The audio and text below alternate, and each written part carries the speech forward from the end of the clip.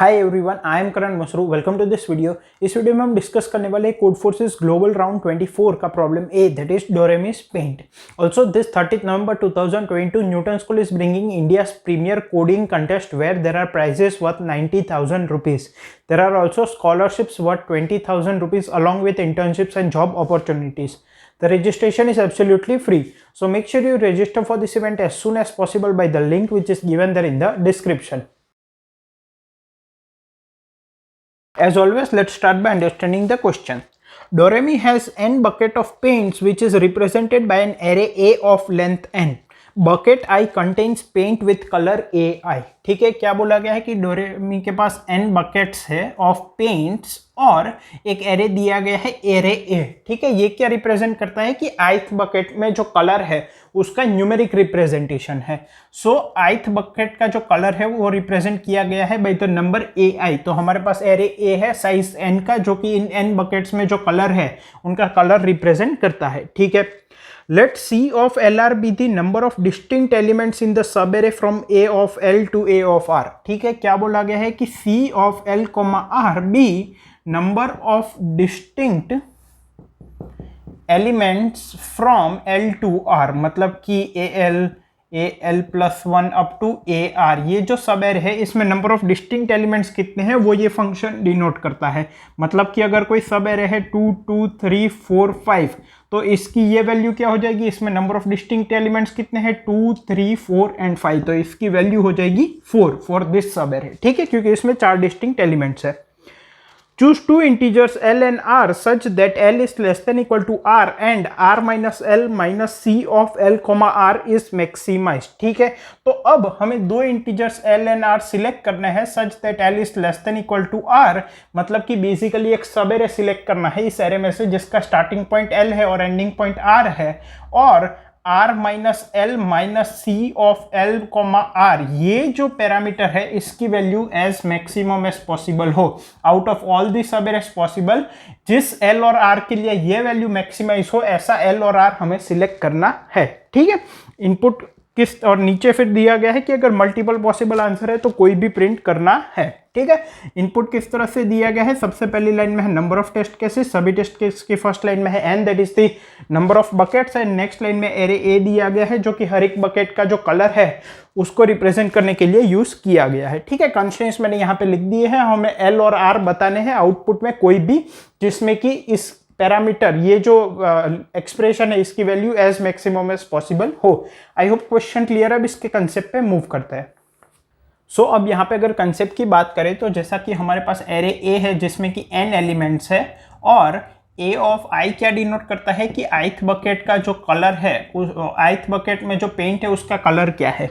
अब हमें एक सब एरे सिलेक्ट करना है from L index to R index, basically हमें आउटपुट में L, R प्रिंट करना है, तो एक सब एरे सिलेक्ट करना है L से लेके R तक का सच दैट ये जो एक्सप्रेशन है R minus L minus C of L, R, इसकी वैल्यू मैक्सिमम हो जाए। ठीक है, अब ऐसे मल्टीपल पॉसिबल आंसर है तो कोई भी प्रिंट करना है। ये क्या है C ऑफ L, R, ये है number of distinct elements from L to R। ठीक है, L से लेके R के बीच में जो डिस्टिंक्ट एलिमेंट्स है वो। तो अब अगर इस एक्सप्रेशन को मैं समझने की कोशिश करूं तो मुझे क्या चाहिए, R माइनस एल बेसिकली क्या है, length of the sub array minus 1, जैसे कि कोई सब एरे है 1, 2, 3, तो इसका L मान लो ये 1 है, R क्या है 3 है, तो R माइनस एल क्या है 2, मतलब कि नंबर ऑफ एलिमेंट्स माइनस 1, और C ऑफ L, R क्या है number of distinct elements from L to R। ठीक है, तो मुझे ये वैल्यू मैक्सिमम चाहिए। तो अगर मैं इसको इस तरह से इंटरप्रेट करूं R minus L minus C of L, R, तो ये बेसिकली क्या कहना चाहता है, अगर ये वैल्यू मुझे मैक्सिमम चाहिए तो इसकी value as high as possible होनी चाहिए क्योंकि ये एक पॉजिटिव वैल्यू है, और इसकी value as low as possible होनी चाहिए क्योंकि ये वैल्यू नेगेटिव है।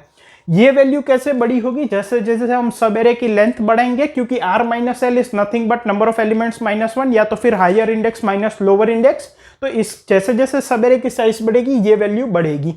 ये क्या है, नंबर ऑफ डिस्टिंक्ट एलिमेंट्स, मतलब कि हमें ऐसा सब एरे सिलेक्ट करना है जिसकी लेंथ बहुत बड़ी हो लेकिन उसमें डिस्टिंक्ट एलिमेंट्स कम हो, मतलब कि रिपीटेटिव एलिमेंट्स ज्यादा हो। ठीक है, तो ऐसी जो भी सब एरे मैक्सिमम वैल्यू डिफाइन करता है उसमें से कोई भी एक पॉसिबल आंसर प्रिंट करना है। ठीक है, तो एक चीज समझ में आ रही है कि मुझे सब एरे की लेंथ ज्यादा चाहिए लेकिन उसमें नंबर ऑफ रिपीटेटिव एलिमेंट्स कम चाहिए।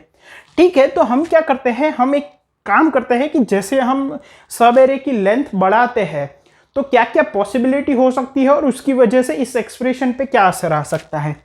लेट सपोज मेरे पास एक सब एरे है 2 2 2, तो इसमें r माइनस एल की वैल्यू लेट से 2 2 2 2, तो इसमें r माइनस एल क्या हो जाएगा, लेट से ये 1 है, ये 2 है, ये 3 है, ये 4 है, तो r minus L is 3 and number of distinct elements in this sub array is 1, so r minus L minus this value will give me 2। ठीक है, अब एक बात समझो, ये जो सब एरे है उसमें अगर मैं एक और एलिमेंट ऐड कर दूं तो दो पॉसिबिलिटी है, या तो जो नया एलिमेंट आएगा वो भी 2 होगा या तो वो कोई नया एलिमेंट होगा।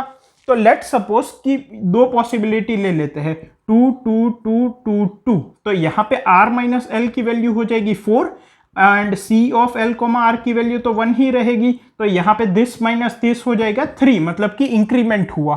ठीक है, अगर यहां पे कोई अलग एलिमेंट आ जाता है 2 2 2 2 3, तो ये क्या हो जाएगा, r minus L would be equal to 4 and c of l r would be equal to 2, तो this minus this would be equal to 2। So as compare to this दो मॉडिफिकेशन हो सकते हैं, नया एलिमेंट जो आया वो या तो सेम हो, रिपीट हो, या तो नया डिस्टिंक्ट एलिमेंट हो। तो हमने क्या ऑब्जर्व किया कि अगर ऐसा एलिमेंट है जो पहले से एरे में प्रेजेंट है तो r माइनस एल की वैल्यू बढ़ जाएगी लेकिन नंबर ऑफ डिस्टिंक्ट एलिमेंट्स की वैल्यू वही रहेगी, तो यहां पे +1 हो जाएगा। और अगर नया एलिमेंट जो आया है वो डिस्टिंक्ट है तो r माइनस एल की वैल्यू भी 1 से बढ़ेगी, नंबर ऑफ डिस्टिंक्ट एलिमेंट्स की वैल्यू भी 1 से बढ़ेगी and overall this minus this same रहेगा, मतलब कि 2 का 2 ही रहेगा। ठीक है, मतलब कि +0। तो अगर मैं सब एरे की लेंथ को 4 से 5 ले जाऊंगा तो दो चांस है, अगर कोई एलिमेंट रिपीट हो रहा है तो मेरी ये वैल्यू बढ़ जाएगी, अगर कोई एलिमेंट डिस्टिंक्ट आ रहा है तो वो वैल्यू सेम रहेगी। मतलब कि अगर मुझे इस वैल्यू को मैक्सिमाइज करना है और अगर मैं सब एरे की लेंथ बढ़ाता हूं तो या तो ये जो c ऑफ l r है वो सेम रहेगा या तो 1 से बढ़ेगा, मतलब कि वो ऐसा कभी नहीं होगा कि सब एरे की लेंथ 4 थी और हमने 5 की और इस एक्सप्रेशन की वैल्यू कम हो गई, हमें तो इसकी value as maximum as possible चाहिए। तो जब सब एरे की लेंथ बढ़ाने पे या तो इसकी वैल्यू बढ़ रही है या कांस्टेंट रह रही है तो मेरे पास बेस्ट ऑप्शन क्या है कि पूरा का पूरा एरे काउंट कर लो, तो जितने मैक्सिमम आंसर पॉसिबल होगा वो हो जाएगा। हो सकता है कि कोई छोटा सब एरे हो जिसकी वैल्यू भी पूरे एरे में जो इस एक्सप्रेशन की वैल्यू आती है वो हो, ठीक है, हो सकता है, लेकिन ऐसा कभी नहीं होगा कि पूरे एरे में इस एक्सप्रेशन की जो वैल्यू है, मतलब कि l इक्वल टू 1 और r इक्वल टू n पे और कोई छोटे सब एरे की वैल्यू इससे ज्यादा हो, क्योंकि नंबर ऑफ एलिमेंट्स जैसे हम बढ़ाएंगे, जैसे सब एरे की लेंथ बढ़ाएंगे तो या तो इसकी वैल्यू बढ़ेगी या कांस्टेंट रहेगी। तो इसका मतलब one of the possible answer will always be the array itself, मतलब कि l इक्वल टू 1 और r equal to n print कर देंगे हर एक टेस्ट केस में। अगर मल्टीपल पॉसिबल आंसर है तो कोई भी एक प्रिंट करना है, this will always B one of the answers, तो हमारा काम हो जाएगा। आई होप आपको क्वेश्चन कंसेप्ट क्लियर है। इसका सोल्यूशन कोड मैंने कमेंट्स में प्रोवाइड किया है। Thank you.